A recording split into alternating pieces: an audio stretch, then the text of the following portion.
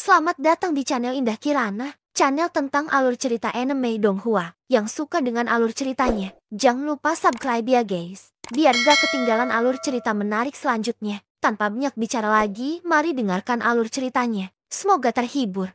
Bab ke-441, di dalam hutan pegunungan yang hijau, 10 jari Xiao yang disilangkan saat ia menopang bagian belakang kepalanya dengan kedua tangannya. Dengan ekspresi malas di wajahnya, ia berjalan maju tanpa tujuan. Sampai sekarang, sudah sulit baginya untuk membuat kemajuan lebih jauh dengan langkah-langkah kepunahan langit. Jika ia ingin menerobos ke alam elemen angin, ia hanya bisa mengandalkan keberuntungan mengenai kultivasinya. Xiao Yan telah sepenuhnya mengkonsolidasikan kultivasinya pada tahap awal alam Kaisar Beladiri setengah bintang 5. Ia hanya selangkah lagi dari tahap tengah. Mustahil baginya untuk membuat terobosan dalam waktu singkat, tanpa tempat untuk pergi dan tempat untuk mundur. Xiao Yan hanya bisa menemukan tempat untuk menetap untuk sementara waktu. Beberapa saat kemudian, Xiao Yan tiba di depan sebuah air terjun. Aliran air yang deras itu seperti kuda liar yang berlari kencang saat meluncur turun dari tebing yang tinggi. Setelah bertabrakan dengan batu-batu yang menonjol di tebing beberapa kali, batu itu menghantam kolam di bawahnya dengan keras, mengeluarkan suara gemuruh yang memekakan telinga. Di sekitar kolam, ada ruang terbuka yang relatif luas. Xiao Yan melihat ke atas dan melihat bahwa sebenarnya ada sebuah gua di samping air terjun. Pintu masuk gua itu tidak terlalu besar, hanya cukup besar untuk 4 orang masuk pada saat yang sama. Semakin dalam seseorang melihat ke dalam gua, semakin dalam pula penglihatannya. Ada beberapa daun kuning layu yang tertiup angin di pintu masuk gua. Di luar gua, ada juga beberapa api unggun hitam pekat yang telah tertiup angin. Kemungkinan besar seseorang pernah tinggal di sini. Xiao Yan tersenyum. Dari kelihatannya, dia mungkin harus tinggal di sini untuk beberapa waktu di masa depan. Dengan sedikit senyum, Xiao Yan memasuki gua dalam sekejap. Benar saja. Selain tempat tidur batu dan beberapa mutiara malam redup di dinding gua, tidak ada yang lain di gua itu. Namun, bagi Xiao Yan, ini sudah cukup. Saat berkultivasi di luar, memiliki tempat untuk menetap sudah cukup. Terlalu naif untuk berharap para pendahulu akan meninggalkan sesuatu. Setelah memiliki tempat untuk menetap, Xiao Yan segera merasakan gelombang kebosanan di hatinya. Setelah meninjau pertempuran baru-baru ini, Xiao Yan memiliki pemahaman baru tentang kekuatannya sendiri. Dengan kekuatan yang dimiliki Xiao Yan saat ini, seorang kaisar beladiri setengah bintang 8 tidak lagi menjadi ancaman bagi Xiao Yan. Begitu hebatnya sehingga jika mereka bertarung, Xiao Yan yakin bahwa ia dapat mengalahkan mereka dengan satu gerakan. Sedangkan untuk seorang kaisar beladiri setengah bintang 9, jika ia berhadapan dengan seseorang dengan kekuatan seperti elang langit, Xiao Yan yakin bahwa jika mereka bertarung 1 lawan 1, Xiao Yan pasti tidak akan sebanding dengan mereka. Meskipun ia dapat menggunakan langkah kepunahan langit untuk menunda sementara, kekalahan Xiao Yan tidak dapat dihindari seiring berjalannya waktu. Tentu saja, jika ia bertemu dengan seseorang seperti ular narwal yang baru saja menerobos ke alam kaisar beladiri setengah bintang 9 awal, Xiao Yan yakin bahwa ia akan mampu bertarung secara seimbang dengan mereka. Bahkan jika ia bukan tandingan mereka, ia pasti tidak akan berada dalam kondisi yang menyedihkan. Secara keseluruhan, dengan semua kekuatan tempur yang dimiliki Xiao Yan saat ini, Xiao Yan paling-paling hanya akan mampu bertarung secara seimbang dengan seorang ahli kaisar beladiri setengah bintang 9 awal. Adapun para ahli yang lebih kuat dari itu adalah cerita yang berbeda. Tentu saja, bahkan jika itu masalahnya, Xiao Yan masih tidak puas dengan kekuatannya sendiri. Bagaimanapun, ada 3 kaisar beladiri setengah bintang 9 di kedalaman pegunungan Silin. Selain itu, di antara mereka bertiga, Singa Api dan Gengxiong sama sekali tidak lebih lemah dari elang surgawi. Selama ia tidak dapat mengalahkan mereka, Xiao Yan tidak akan pernah bisa memasuki kedalaman pegunungan Silin,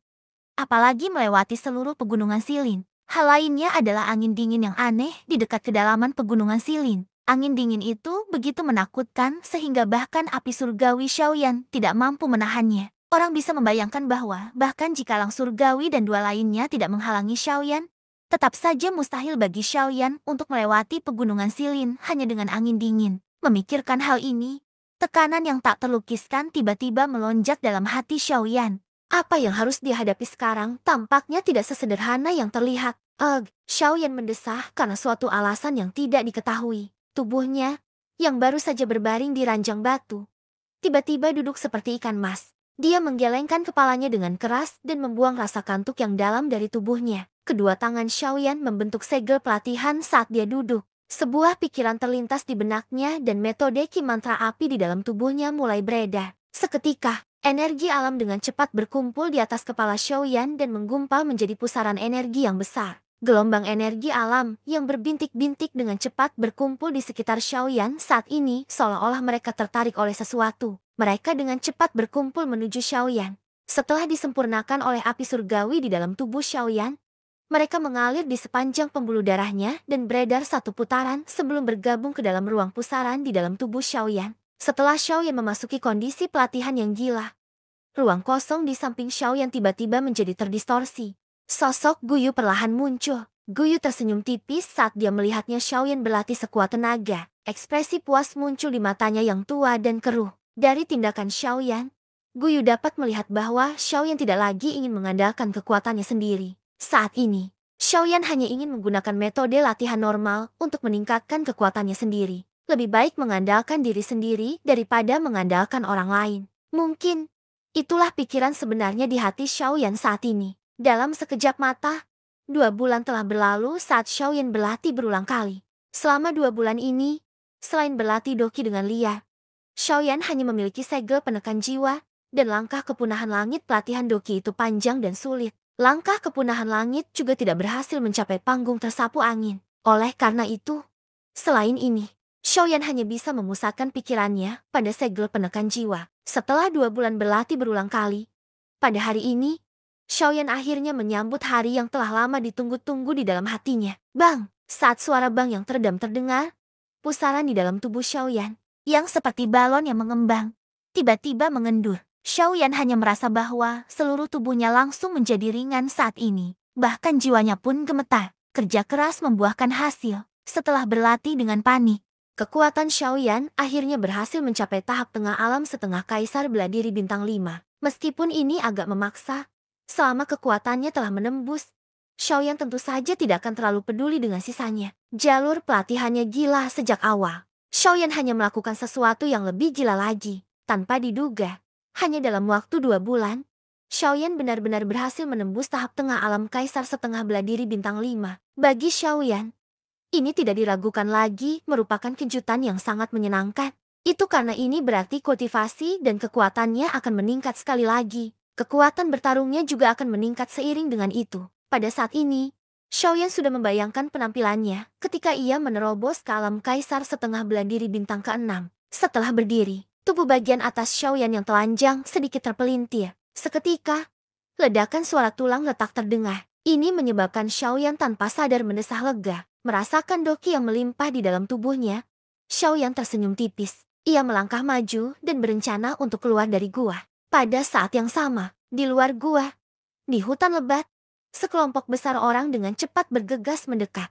Bab 443, Gemuruh. Air yang mengalir deras menghantam kolam di bawahnya dengan ganas, mengeluarkan suara gemuruh yang menggelegar. Air memercik ke segala arah dan mengenai bebatuan di kedua sisi kolam. Setelah beberapa kali memantul dan berputar, air itu mengairi sekumpulan bunga yang mengeluarkan aroma yang memikat di sekitar bebatuan. Tetesan air seukuran kacang menempel erat pada kelopak bunga seperti embun. Meskipun tampak seperti akan jatuh, tetesan itu lengket dan kuat, seolah-olah diisi dengan semacam daya isap. Menempel erat pada kelopak bunga. Ham-ham-ham. Tiba-tiba, suara dengungan yang menjengkelkan terdengar dari hutan pegunungan yang lebat. Suara dengungan itu semakin dekat dan dekat, secara bertahap menjadi lebih jelas dan lebih keras. Seolah-olah ada binatang buas besar yang bergegas mendekat. Pada saat yang sama, pepohonan di sekitarnya juga secara bertahap mulai bergetar di tengah suara dengungan yang kuat, menyebarkan daun-daun muda. Saat bumi bergetar, kolam kecil itu tidak dapat menghindari malapetaka ikan-ikan di kolam. Ia menempel erat pada kelopak bunga. Tetesan air yang berkilau dan bening juga menetes di tengah getaran,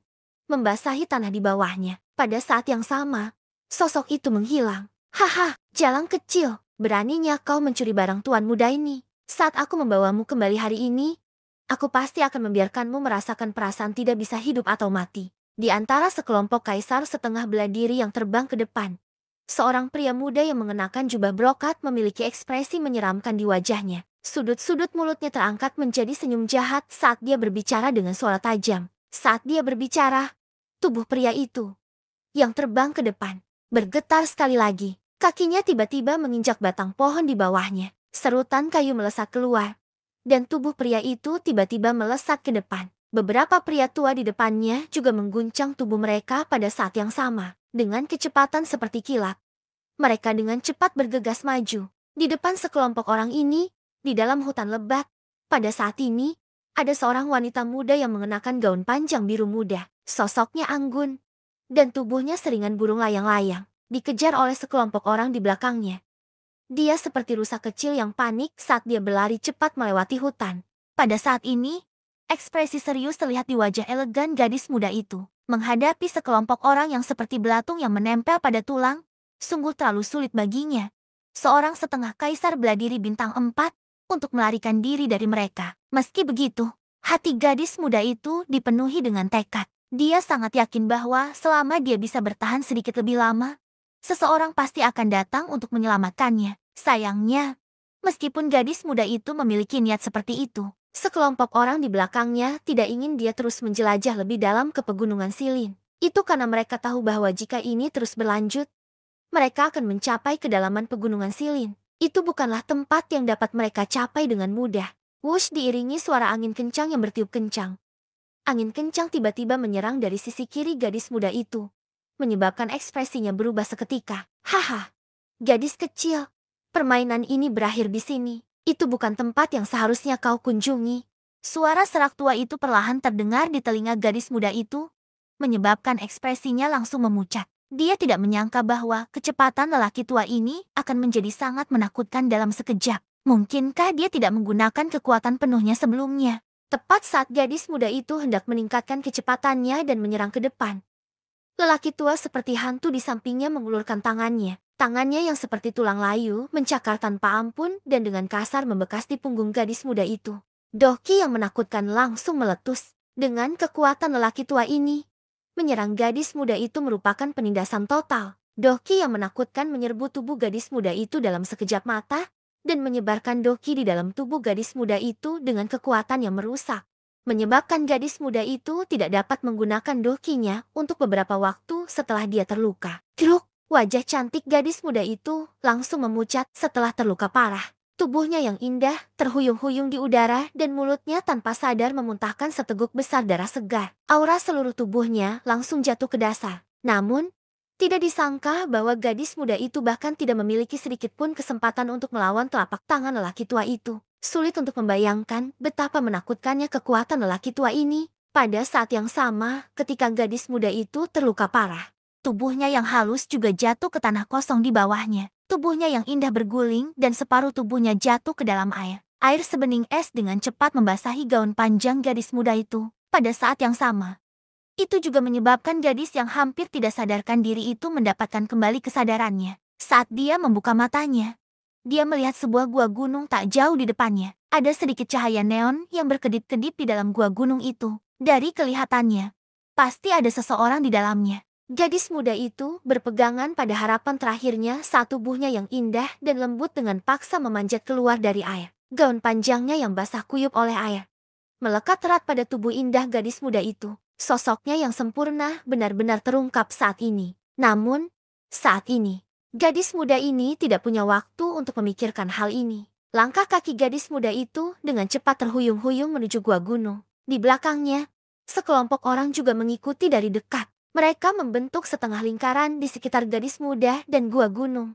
Sekelompok orang itu tersenyum dingin saat mereka melihat gadis muda yang terhuyung-huyung itu. Pria berjubah brokat yang telah berbicara sebelumnya saat ini memiliki senyum yang sangat jahat di wajah femininnya. Matanya, yang menatap gadis muda itu, dipenuhi dengan ekspresi berapi-api. Gadis muda itu butuh beberapa menit untuk berjalan selusin langkah. Sekelompok orang di belakangnya diam-diam mengamati semuanya dan diam-diam menunggu pria berjubah brokat memberi perintah. Akhirnya, gadis muda itu terhuyung-huyung ke depan gua gunung.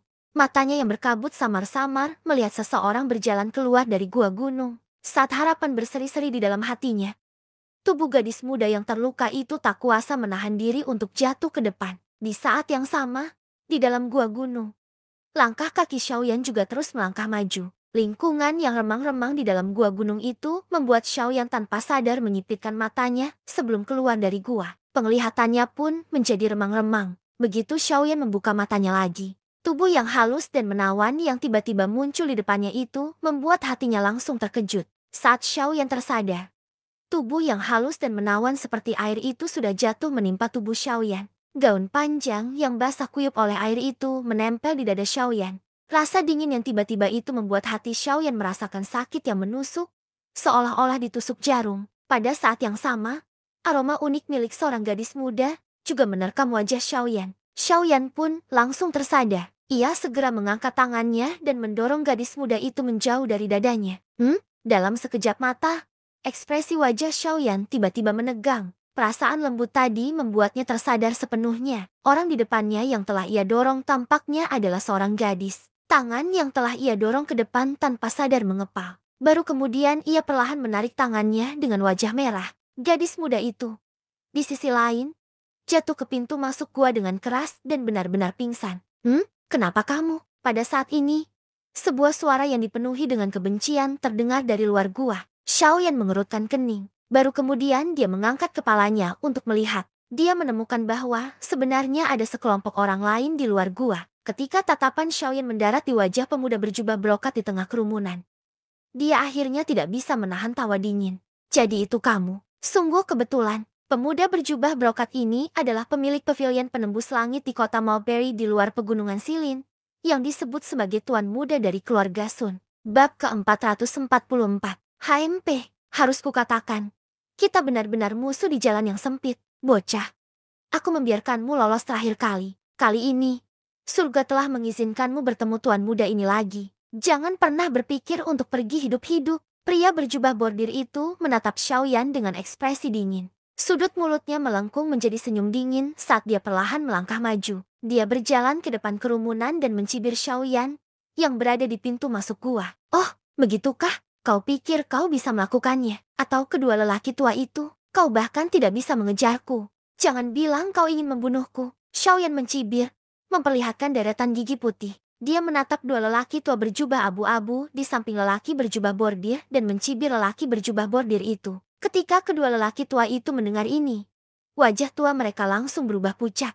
Salah satu dari mereka tidak bisa menahan diri untuk tidak mendengus dingin. Dia hendak berteriak pada Xiaoyan ketika, HMP, jika mereka tidak bisa melakukannya, bagaimana denganku? Tepat ketika lelaki tua berjubah abu-abu itu hendak membuka mulutnya dan berteriak marah pada Xiaoyan, suara tua yang agak serak tiba-tiba terdengar dari belakang lelaki itu. Saat suara itu terdengar, seorang lelaki tua berjubah hitam perlahan berjalan keluar dari belakang lelaki itu dan berdiri di depan lelaki berjubah bordir itu. Mundur! Dia dengan dingin melirik kedua lelaki tua berjubah abu-abu di sebelah kiri dan kanannya. Nada bicara lelaki tua itu tenang dan dingin saat dia menegur mereka. Ketika keduanya mendengar ini, mereka dengan patuh mundur. Meskipun ekspresi mereka masih tidak mau. Tatapan Xiaoyan tertuju pada lelaki tua berjubah hitam di depannya. Dia tidak bisa menahan diri untuk tidak mengangkat alisnya sedikit. Dia merasa sedikit terkejut di dalam hatinya. Namun, dia segera berkata dengan ekspresi mengejek, Kaisar setengah belah diri bintang 9. Keh, apa? Kau tidak bisa menyentuhku dengan Kaisar setengah belah diri bintang 8. Jadi kau menemukan Kaisar setengah belah diri bintang 9 untuk menangkapku. HMP, bocah. Jangan terlalu sombong. Hari ini, dengan penatua cuan di sini, baik kau maupun jalang kecil itu tidak bisa melarikan diri. Pemuda itu menatap Xiaoyan dengan tatapan seperti pisau. Tidak perlu menjelaskan niat membunuh di matanya. Xiaoyan telah membuatnya menderita rasa sakit terbesar dalam hidupnya. Terakhir kali, dia tidak dapat membalas dendam tepat waktu. Hari ini, dia pasti tidak akan membiarkan Xiaoyan melarikan diri. Kelilingi dia untuk tuan muda ini. Jangan biarkan dia melarikan diri lagi. Saat teriakan meledak dari mulut pemuda itu terdengar, orang-orang di belakangnya juga bergerak cepat. Dalam beberapa lompatan, mereka mengepung gua tempat Xiaoyan berada sampai setetes air pun tidak bisa melewatinya. Jika Xiaoyan ingin melarikan diri, dia harus memasuki gua. Kalau tidak, mustahil baginya untuk menyerbu keluar. Di antara kerumunan, dua tetua berjubah abu-abu adalah yang pertama menanggung beban. Melihat sepasang mata mereka yang melahap, tampaknya mereka tidak sabar untuk bergegas menuju Xiaoyan. Namun, Xiaoyan memiliki ekspresi tenang ketika berhadapan dengan barisan yang begitu menakutkan, yang tidak akan mampu dihadapi oleh orang biasa. Senyum di sudut mulutnya tidak berkurang karena kerumunan di depannya. Sebaliknya, itu semakin lebar. Matanya yang hitam pekat dan tenang berkedip-kedip dengan api surgawi yang indah yang berdebar-debar. Heh, ada apa? Tidak apa-apa jika kamu menindas yang muda. Tetapi kamu benar-benar ingin menindas yang muda dengan jumlah. Tidak heran tidak ada yang berani menjadikan kalian klan besar sebagai musuh. Kekuatan di belakang kalian tidak ada apa-apanya. Tetapi kalian sangat bersatu. Xiaoyan membuka mulutnya dan tertawa terbahak-bahak. Kata-kata di mulutnya dipenuhi dengan ejekan. Kata-kata ini membuat semua orang di depannya merasa sedikit tidak nyaman ketika mereka mendengarnya. HMP, pemenangnya menang. Prosesnya tidak penting. Selama kita bisa membuatmu tinggal di sini selamanya. Jadi bagaimana kalau kita menggertak anak muda dengan angka? Siapa yang tahu? Tidak peduli seberapa banyak omong kosong yang kau ucapkan. Kau hanya takut mati. Apa gunanya mengulur waktu? Hahaha. Pria berjubah brokat itu tertawa dengan arogan. Ekspresi wajahnya berangsur-angsur menjadi ganas. Seperti binatang buas. Ketika orang-orang sebelum Xiaoyan mendengar ini, ekspresi di mata mereka tidak bisa tidak berubah sedikit. Mereka tidak menyangka tuan muda mereka menjadi eksistensi yang begitu ambisius dan kejam, dengan temperamen yang begitu tegas. Jika dia tumbuh dewasa, klannya kemungkinan akan bangkit juga. Namun, ketika kata-kata ini sampai ke telinga tetua berjubah hitam di depan pria itu, yang terakhir tidak bisa menahan diri untuk sedikit mengernyit. Kata-kata ini memang menyimpang. Tetapi ketika keluar dari mulut tuan mudanya, itu memberinya perasaan aneh. Tetua berjubah hitam itu menggelengkan kepalanya dengan cara yang tidak terdeteksi. Dia tak berdaya berpikir bahwa mungkin itu karena kekuatan tuan mudanya masih terlalu rendah. Mungkin di masa depan, dia juga akan melakukan sesuatu yang menggemparkan. Namun, selain ini, ada orang lain yang membuat tetua berjubah hitam itu merasa aneh. Orang itu adalah Xiaoyan, yang saat ini berdiri di pintu masuk gua. Dia secara alami merasakan kekuatan Xiaoyan, kaisar setengah bela diri bintang 5 tingkat menengah. Dengan kekuatan seperti itu, bahkan jika dibandingkan dengan tuan mudanya, Xiaoyan pasti lebih kuat. Tidak sulit untuk membayangkan bahwa setelah Xiaoyan dewasa, kekuatannya pasti tidak akan kalah dengan tuan mudanya. Namun, hal yang paling membuatnya merasa aneh adalah bahwa Xiaoyan di hadapannya memberinya perasaan beda. Dia merasa seolah-olah dia pernah melihat wajah muda ini di suatu tempat sebelumnya. Namun, karena fakta bahwa begitu banyak waktu telah berlalu, dia tidak dapat mengetahui di mana dia pernah melihatnya sebelumnya.